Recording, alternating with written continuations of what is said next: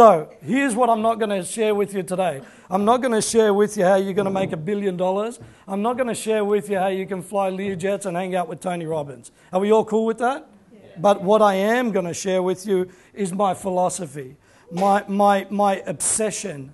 I'm obsessed with this. I've always been obsessed. I just didn't realize that it formed itself into this. How many people here have wanted to try to figure out what their purpose is? Show of hands.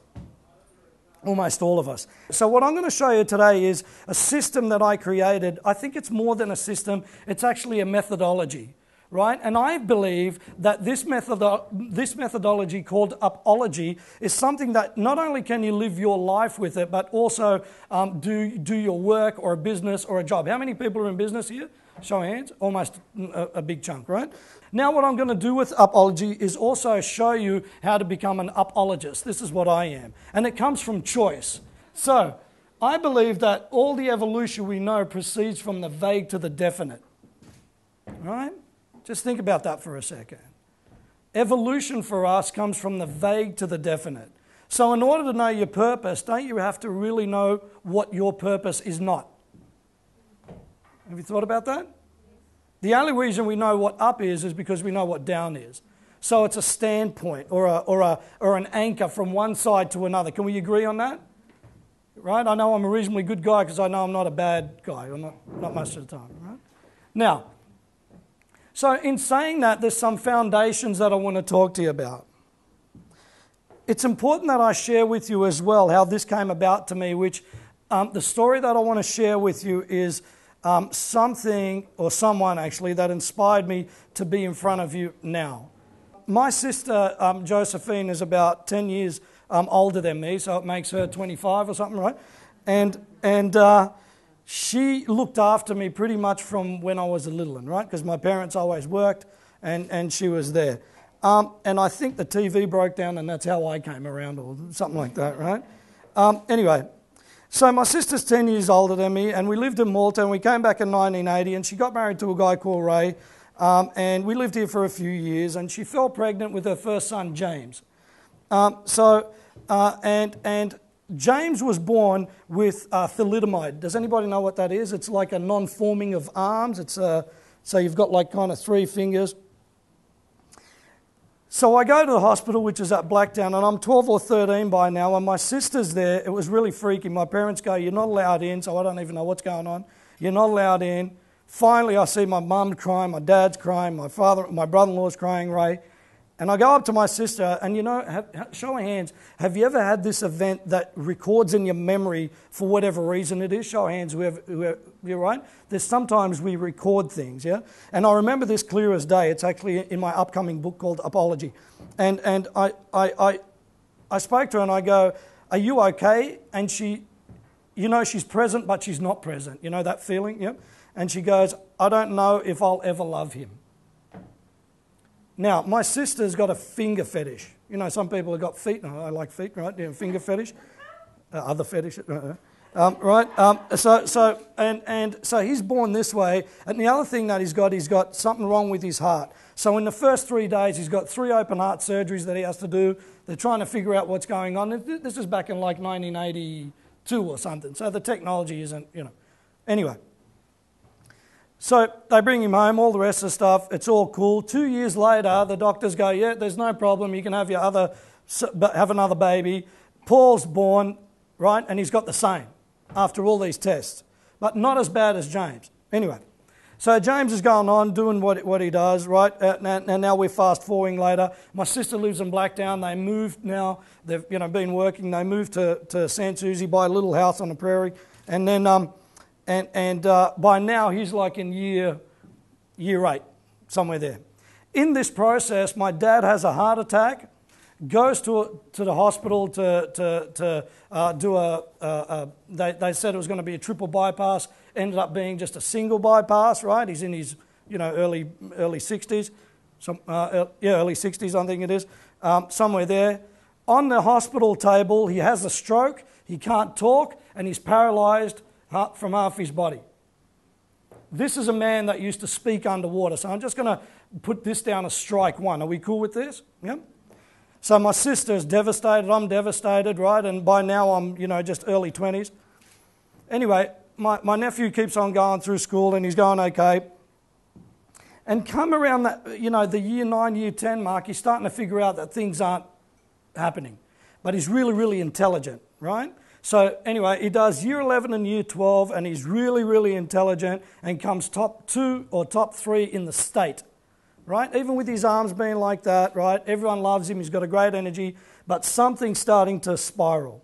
He can see that he doesn't fit in, girls aren't hanging out with him, and when you're at that age, if you've got a zit on your face, everything's freaking out. Have you ever heard 15-year-olds talk? It's OMG, OMG, it's all these things I can't... Have you ever noticed that? Everything's a drama. I'm like, man, this is better than Days of Our Lives, right? It's either that or I'm getting old, one or the other, right? So by this time, not that long after he's in year 12, he gets accepted into 3 universities, right? And so he's doing great, but something's still not right. Not long after that, 2 planes hit 2 buildings in the US, right? We all know what it's about. My sister loses $500,000 straight away, right? She has to sell 2 of her properties and she's now got to sell her house. You can imagine one day I've got this money, next day I haven't got it. So that's almost, for most people, they can't recover. Let's call this strike 2. Is that cool? So she goes on, and then about a year later, she's still recovering from this. She goes to the doctor, and the doctor says, I'm not quite sure, we don't really like this. I need you to come in for a further test. She comes in for a further test, and I think this was on the Thursday or the Wednesday. On the Friday, she's getting her uterus removed, and she's got stage 3 cancer. He said, if you don't do it, you'll be dead in like X amount of time, right? So this was Christmas Eve.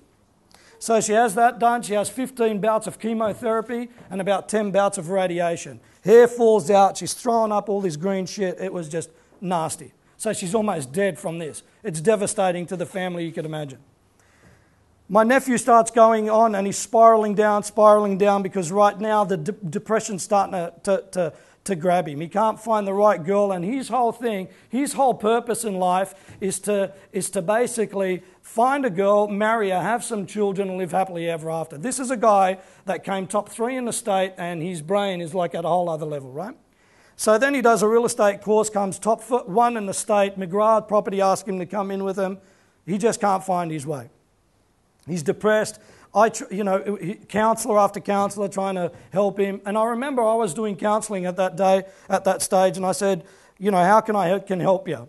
He said, well, if you can grow me a set of arms back, you can. If not, well, forget about it, right? So he's hanging out with the wrong crowd. He's starting to sell drugs, right? And, by now, things are spiralling even more.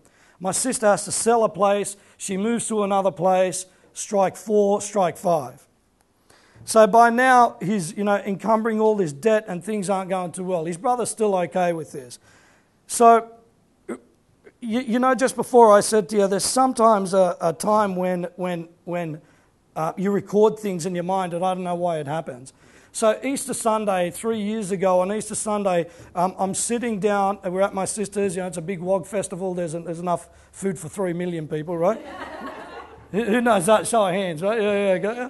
So we're there, and I'm looking at James, and I'm sitting like this, just on my sister's couch, and he's here, and the light's behind him because there's the door, and he's bent down like this, and he's talking to my son, Philip. That's, by then, he's probably 4. No, he's 3. And when you can see somebody that's got a look on their face of sadness on the inside, but they're not showing it. You know that facial image? You know there's something wrong, but you know what the depth of it is. Does everybody get that? Yep. And I'm recording this, and I'm trying to figure out why this is coming to me, right? I'm pretty in tune with the surroundings. So on Easter Monday, my other nephew gives me a call, and he says, James has been involved in an accident. I said, okay. He goes, and I think you've got to come to the hospital. So I'm figuring, maybe busted up a little bit. So I get to the hospital, and I get to the emergency, and instead of them taking me to where he is, they escort me into this other room, and my sister and my brother-in-law are there, and my nephew, Paul, is there already. So I'm hanging out, and I go, what's happening? They go, we don't know. They haven't sort of told us. And about 10 minutes later, a copper walks in with a guy with an ambo, and they go, he's been in a pretty nasty accident, and there's 10 doctors working on him. So I don't know about you, but 10 doctors working on you can't be a good start if you could imagine. Yeah. And here comes another time. And I remember the copper saying, "Are you Catholic or are you religious?" to my sister. And I'm figuring, where did that come from, right? And he goes, "If you are, I ask you to start praying." So I'm cool with it. They leave. He goes, "I'll be back in 10 or 15 minutes. 10 or 15 minutes is feeling like an hour by now, right? So they come back, and they come back with a surgeon that's got the thing on, and he's covered full of blood. And I can see this. And I'm sitting there, and he goes to her, "I'm sorry, but your son won't recover.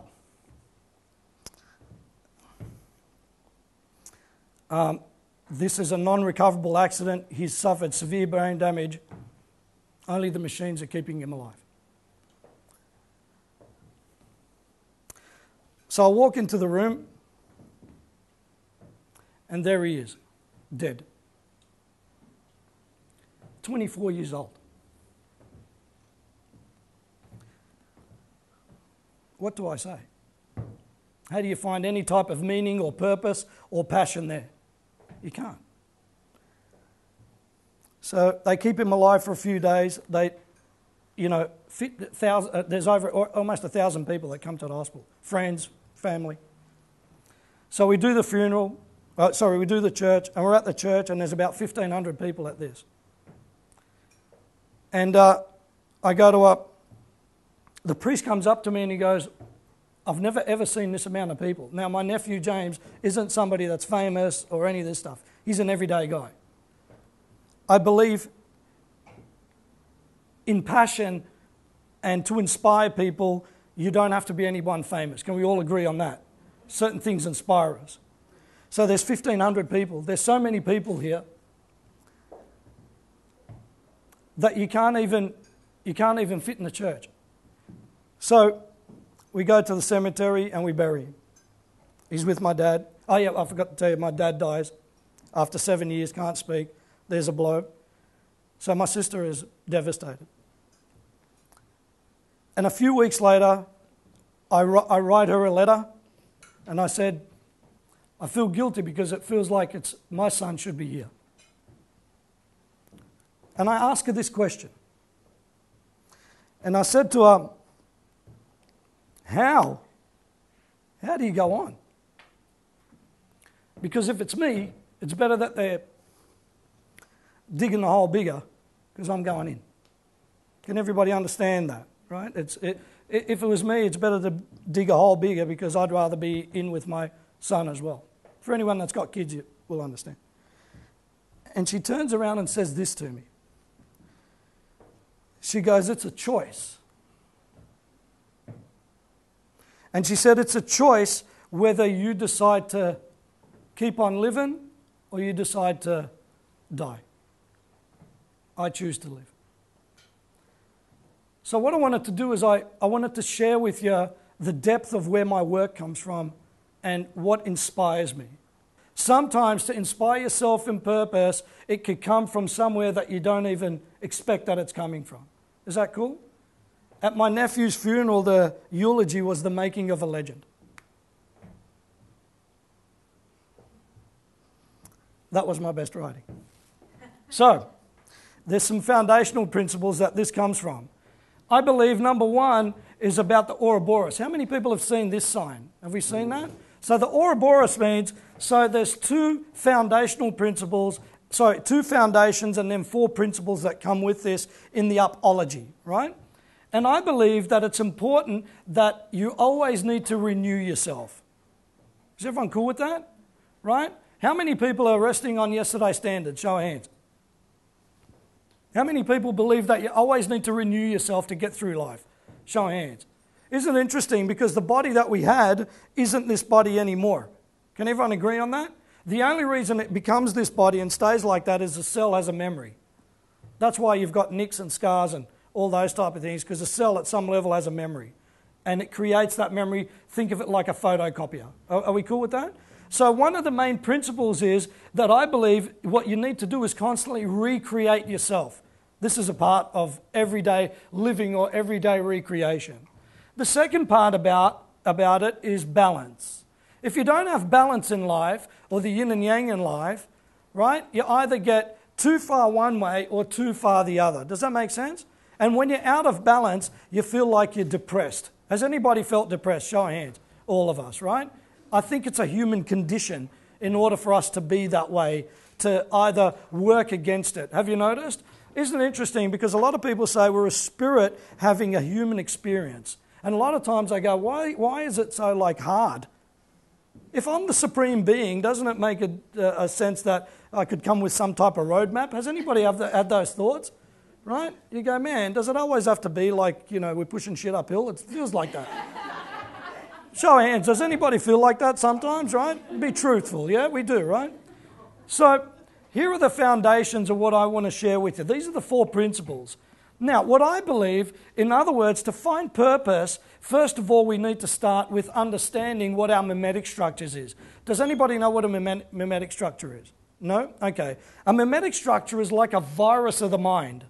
So what it does is, have you ever had those beliefs that you go, I'm not good enough? How many people have had that belief? Show of hands.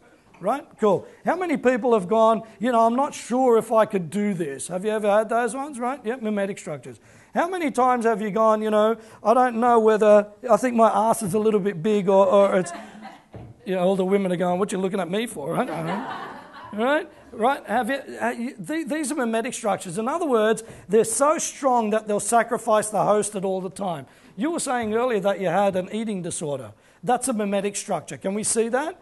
That I must do this in order to be this. Can we all understand that? Now, I've got some elastic bands on the thing. Who hasn't got one of these? Have we all got them? I just want to show you something along the upology part, right? So did you want to... You got one? Yeah, so just put them on for a sec. Either right or left hand. I'm not biased. Now, tell me, have you had any thoughts today? Has everybody got one? It's important that we all have one. We all got one? Yep. Elastic band, rubber band. Anybody? Who needs a rubber band? Yeah. Terrific. So everyone's got one now? Yeah, cool. Show of hands. Yeah, are we all on? Terrific. So tell me if you've had a negative thought today. So I want you to get the rubber band like this. Just do this for me. Just do that. Yeah, and let it go. Does that hurt? Great. So just do it once more for me. Just have a pull and let it go. It hurts, doesn't it? Now, let me tell you, so we have about 86,000 thoughts a day on average, and about 95 to 98% are negative. And the reason being is we kind of program that way. So a mimetic structure is a program that we have into us, and a lot of the times we have those structures from our parents, our siblings, the environment, and all that stuff. Have you noticed? Isn't it interesting that less than 1% of women look like supermodels, but everybody else wants to look like them? I don't know what that's about, right? Have you noticed that, right? It's pretty freaky when you look at the statistics.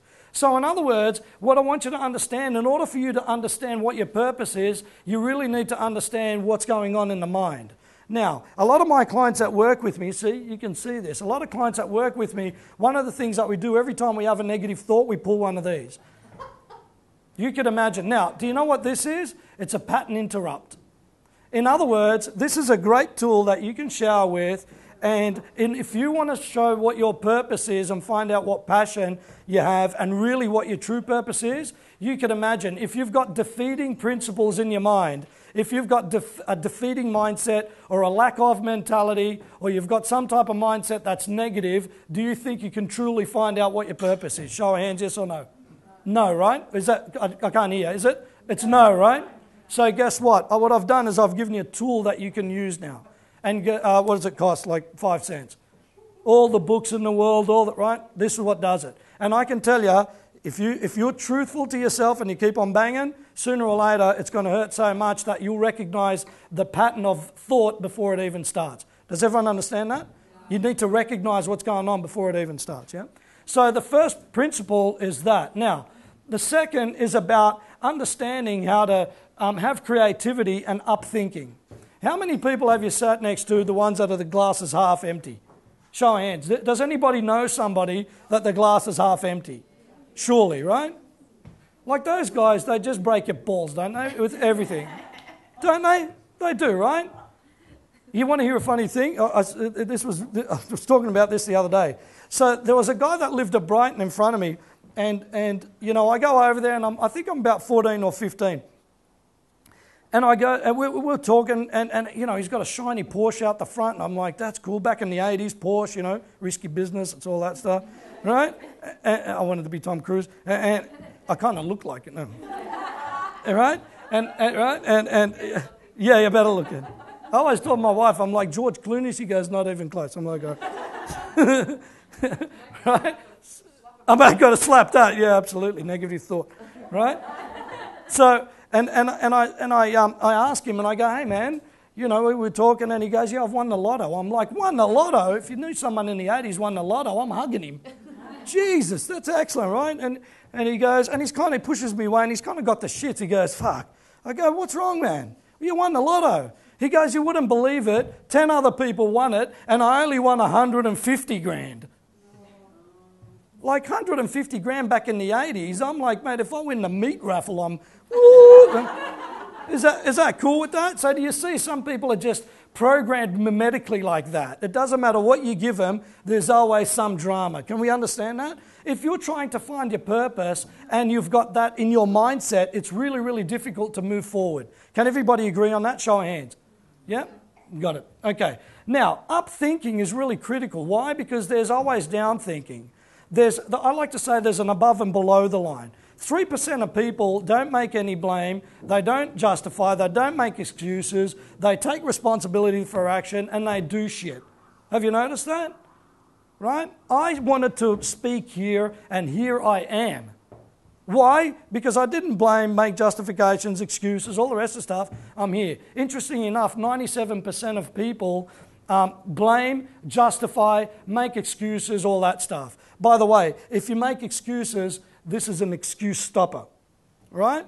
I can't tell you how many people that I speak to that come up with something or another, especially business owners. Oh, I can't, I'm way too busy. There's an excuse.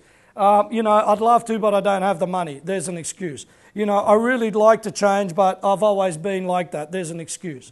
Does that make sense? These are little parts, so if you're trying to find your purpose, it's really, really difficult to do it. Through Upology, there's a systemized process for you to understand that. Because you don't know how deep you are down the rabbit hole unless you really understand how deep the rabbit hole is. Can everybody get that? You know, a lot of people don't understand perspective. My sister understood perspective, right? I've got a choice, and I choose to live on. Why? She's got a son here, a husband here, and all the family here as well. Not to say that James will ever be forgotten. I can guarantee you that. Right? With James, I tattooed him on me. So every morning that I'm looking in the mirror, I look at my tattoo and I remember. We should remember our dead. Right? That's my philosophy on it. Yeah?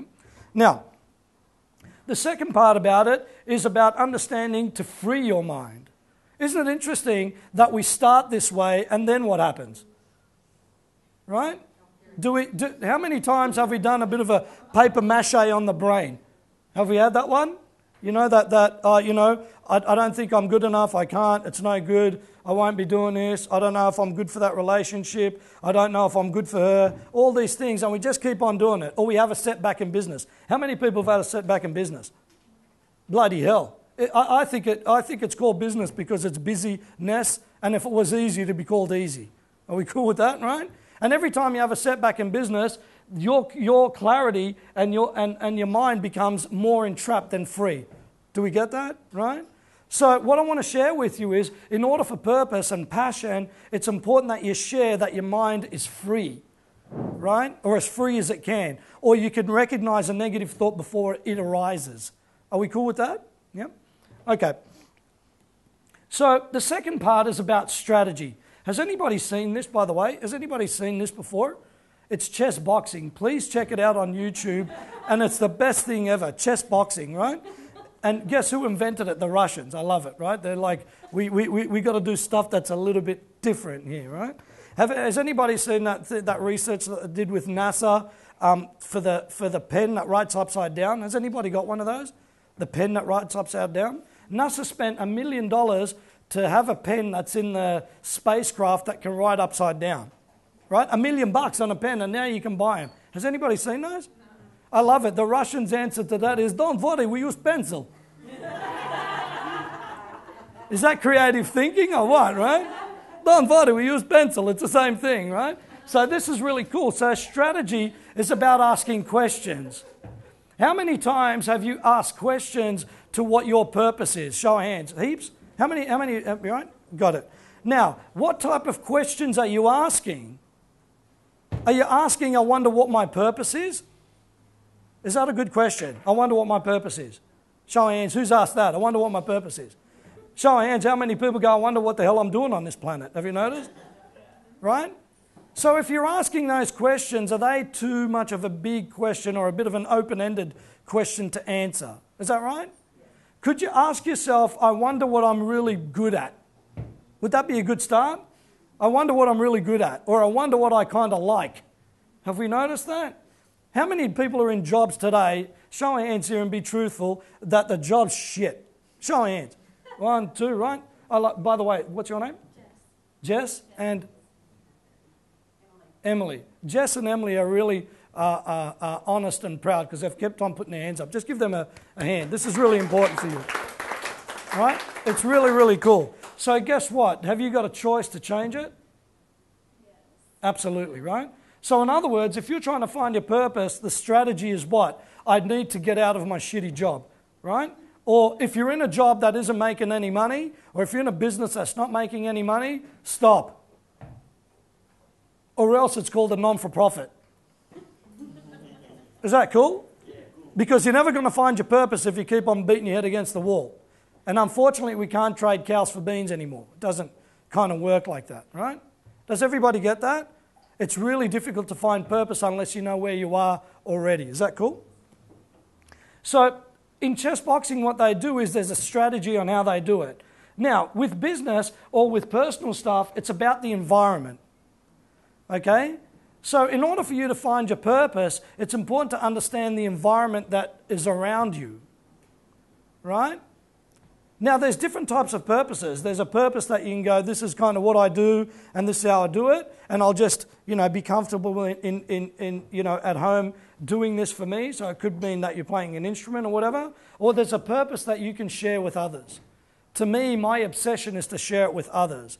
It gives me a great feeling when I'm at home by myself, but nobody notices. Is that cool? So if you've got a purpose, guess what? You need a voice. How many people like to speak up in this room? Right? Now, if you don't like to speak up and you're trying to find your purpose and you want to share it with somebody, would it be a good strategy for you to maybe start understanding how you can speak up and share that with somebody? Show of hands, yes or no? Yes, right? So what it's important to do is to understand what the environment is around you, right? To see where you fit in. Right, to understand kind of where you were heading. In order to find purpose, you need direction. Is that fair enough? How many people feel like sometimes they're just going around in circles and they don't know where they're going? Right, show of hands, truthfully. Right, isn't that interesting? Have you ever hopped on a plane and the captain comes on over the $3 speaker that they got? What's with that? Multi-million-dollar plane and the fucking thing. I'm going to my missus. Shh, the kids are screaming. Shh. I'm like, I don't think anybody else is understanding it anyway, right? Or they give you that one. Make sure you blow in the whistle if we hit the ground. Like, I'm in a million pieces. I'm going to burn. That's what they've recognized me with, right?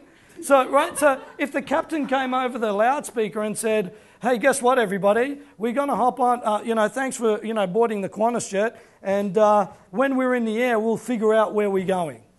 Now, I don't know about you, but I'm just, before that's even taken off, I'm open the emergency door and because this isn't going to be a good end. Does that make sense?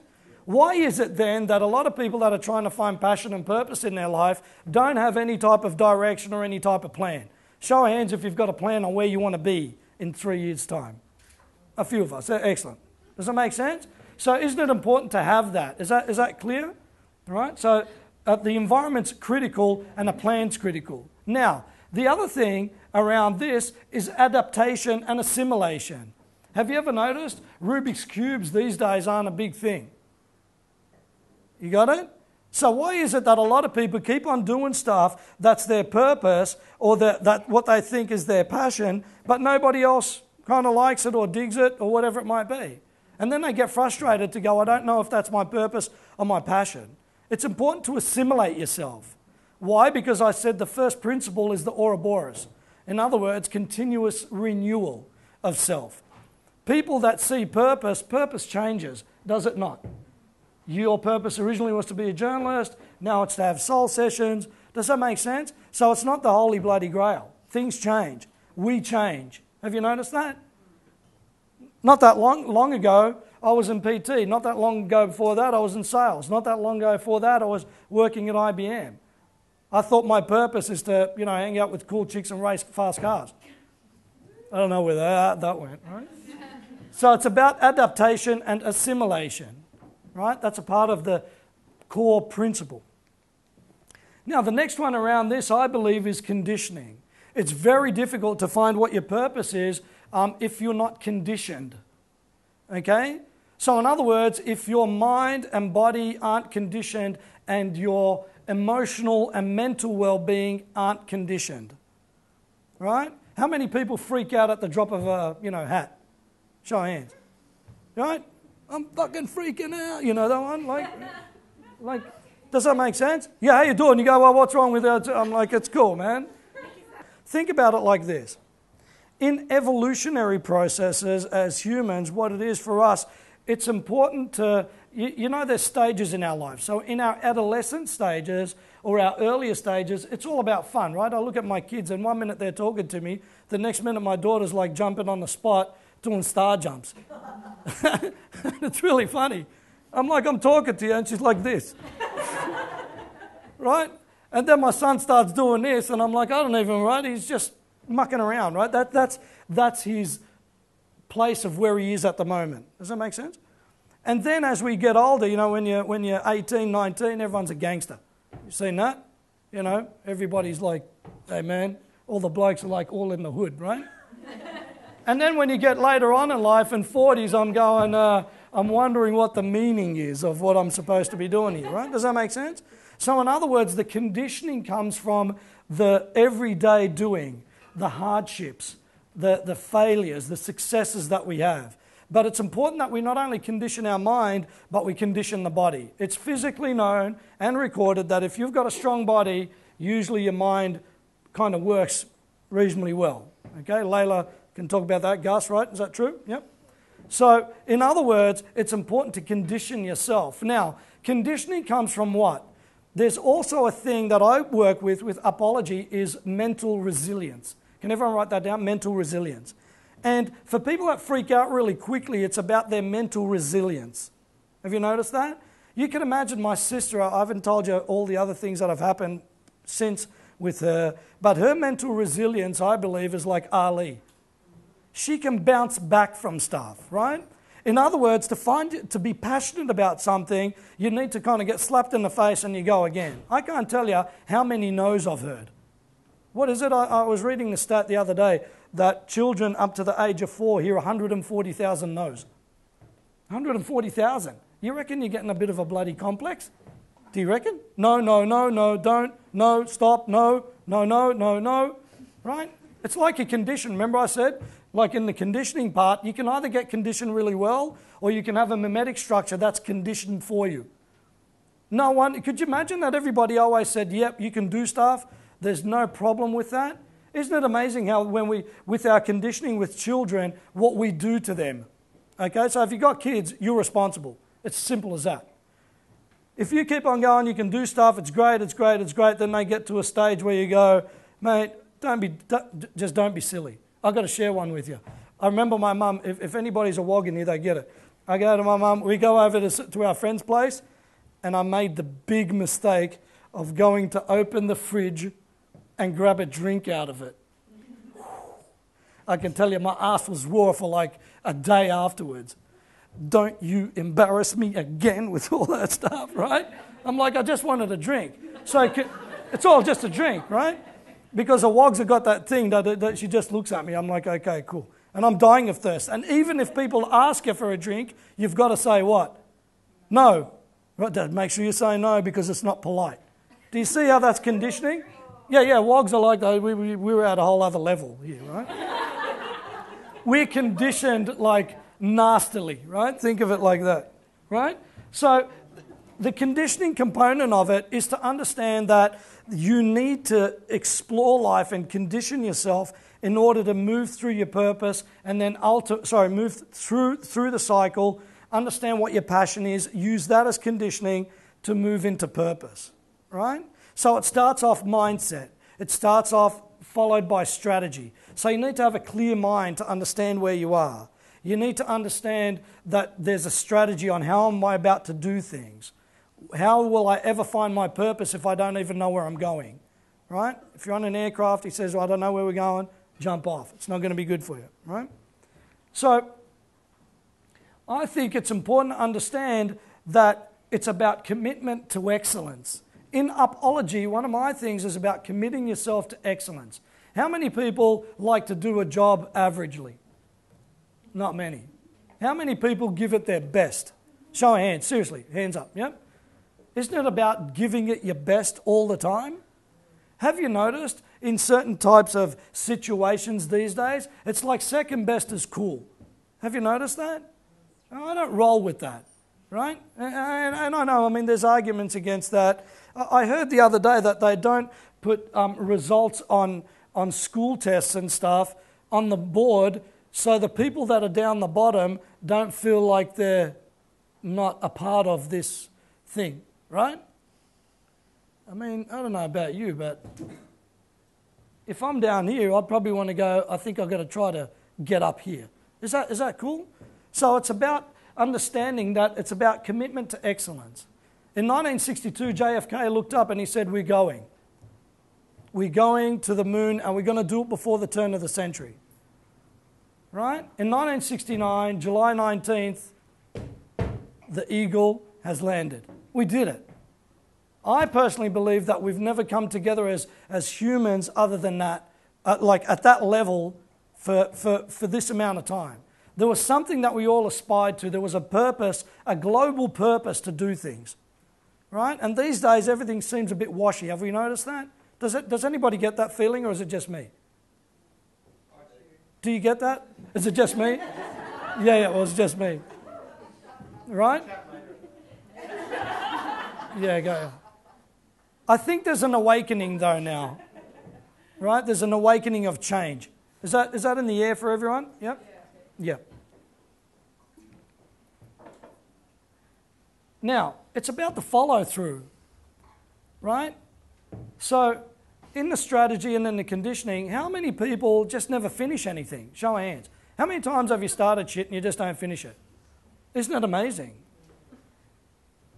It's hard to find out who you are if you don't finish something, or else you're just going to keep on trying. Have you noticed that?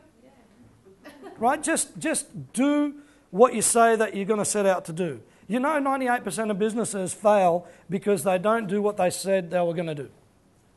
I want you to think about that. The follow-through and the finish is about finishing that part of the life and moving forward. It's not necessarily that, I have to finish this task. It's about, if your quest is purpose, it's about doing everything you can to understand what that quest is and moving into it. Does everybody get that? It's important that we get that. Yes, because I'm very much like you. I like to start a lot of stuff and then, I slow down because if I see repetition, I get bored pretty quickly. It's about understanding, right, that you're committed to something. Don't give up too quickly. By the way, most of the times, you're just underneath where you need to be. Businesses are less than 3% away from being successful, and they stop. All right? Upology is about, taking it and working to excellence constantly. I don't give up. I don't need to sleep much. It's 4 or 5 hours. That's more than enough. I figure when they're lowering me down, I'm doing a hell of a lot of sleeping. I've got no time. And people go, how do you do it? I go, what do you mean? I don't feel tired. I mean, energy flows through me, like you were saying earlier. Bit of a dynamo, right? Let's get rolling because It feels like I haven't got enough time. I've got to get stuff done. Does that make sense with everyone? Right? You're either going to get busy doing stuff or you're just going to get busy talking about it. And there's too many people talking about it. So, it's in the follow-through. Now, the final part, I believe, is evolution. So, in upology, the principles are to understand that there's a way of doing things. How many people do martial arts here? Or have done martial arts? Yeah, terrific. What is it about the martial art that the true purpose of the martial art is? Can anyone answer that? Discipline. What else? Being in the moment. What else? Centering. Balance. Yeah. Anything else? What is it? Focus, control, self-defense. I believe that the martial arts, so I've done Shaolin monk kung fu, which is hasn't been changed in 1500 years, and I've done Wing Chun, Jiao Ga, and a few other styles, right? And the more I understand with Bruce Lee and his readings and all that type of stuff, the martial art, the evolution of the martial art is so you don't have to do the art at all. In other words, that you condition yourself so much that you don't ever have to be in that situation to use it. And if you do, it means that you can get something done quickly and efficiently. So the evolution process of a martial artist starts not too dissimilar to this philosophy of, I start with the mindset. I have a strategy. I got to kick and punch in one direction. I've got conditioning, push-ups, sit-ups, boxing, waxing the head, all the rest of the stuff, until you finally evolve to the next level. All top-level martial artists, Dan-level martial artists, from Kendo through to Kung Fu, understand that it's the way of life. It's the philosophy, it's the Zen, all the above of things that you said, but ultimately the evolution of a martial artist is to not to have to use the martial art at all. So we go from, I want to beat everybody up, to, I look like Darth Vader, I look like Yoda, right? I just talk backwards and all that stuff, right? So I believe that the final part of my upology philosophy, and if you want to become an upologist, is about choice. It's about understanding that as you evolve towards your purpose, you're starting to understand that the choices that you make will lead you to that purpose. I think one of the parts of evolution is constant learning, right? When's the last time everybody read a, self-development book? Show of hands. How many people reading it? Show of hands. Yep, fair few of us, right? Isn't it important to develop yourself in order to understand who and what you really are? Isn't it important? It's amazing how many people don't. They just go, I think we're just living here to do whatever, right? So the learning process is freedom. The more I learn, the more I become free. Because the things that I thought mattered don't matter. Has everybody heard that? There's a little book that is written, it's all small stuff. Has anybody seen that? Don't sweat the small stuff. And isn't it all small stuff at the end of it? Right? As you evolve through upology, or as you evolve through life, you start to understand that it's all small stuff. Right? I don't sweat small stuff. I don't get freaked out that easy. Why? Because I'm conditioned to understand that this is just a play on my mind at the end of the day. Right? You can make a choice whether you decide to do or you decide not to do. There's consequences with that choice. If you're in a shitty relationship, change.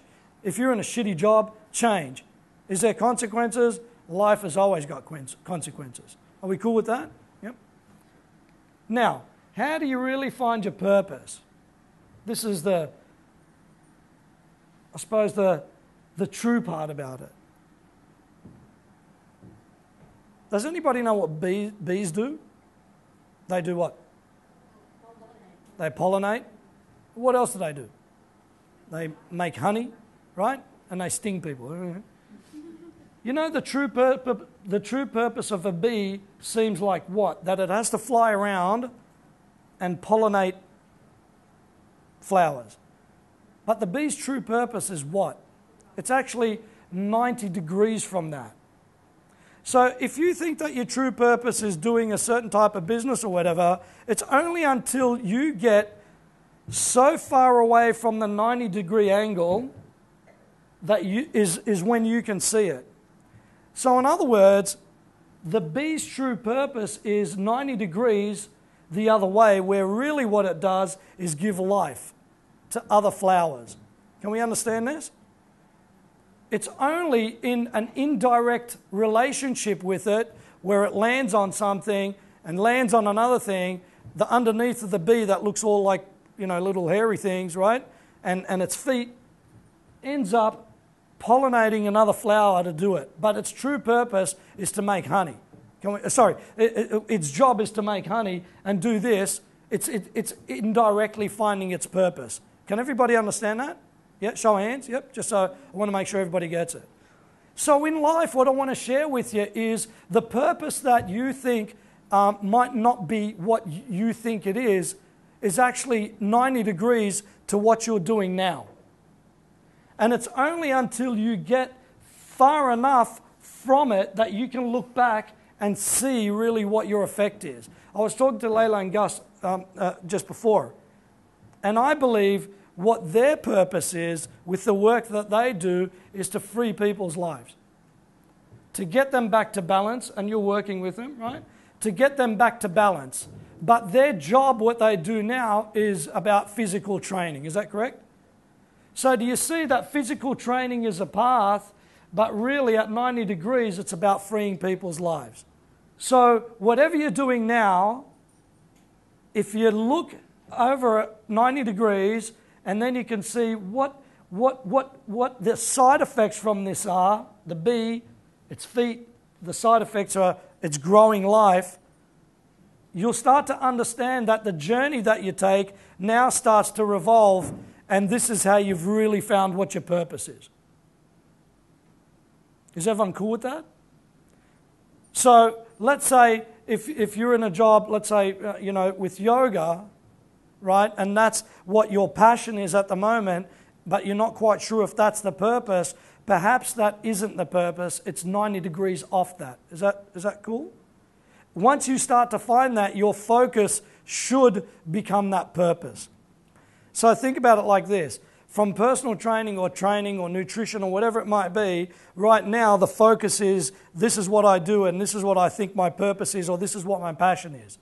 But you start off before that going, give me another 10 push-ups, or give me another 10 sit-ups, or squats, or whatever it might be. So that, until there comes a time where you go, what I'm actually doing with this is pumping fluid, moving the spinal system around, balancing, connecting, bringing the spirit in, allowing flow, equalizing somebody's nervous system for them to be able to be better human beings, where a spirit is having that human experience comes from that. In other words, I want you to think about that your purpose is really close. Your purpose is just a bit off an angle, directly at 90 degrees to where you think you are, not at 180 degrees. Most people go, I must change myself radically to do it, right? And that's why people that want to evolve spiritually, unless they start to do and let go of the physical in a sequenced level of events, let's say using the upology philosophy of understanding the mindset, having a strategy, conditioning yourself to really find your purpose, it becomes difficult. Why? Because the human experience doesn't want to let go of all that. It takes time for us to condition ourselves. The shit that used to be important to me now, I go, right? Cars, women, it's all that. Now I'm like, it's cool, but my true thing is about freeing people's minds. My obsession is upology. My obsession is to share people. My purpose is to make others become limitless. I thank you.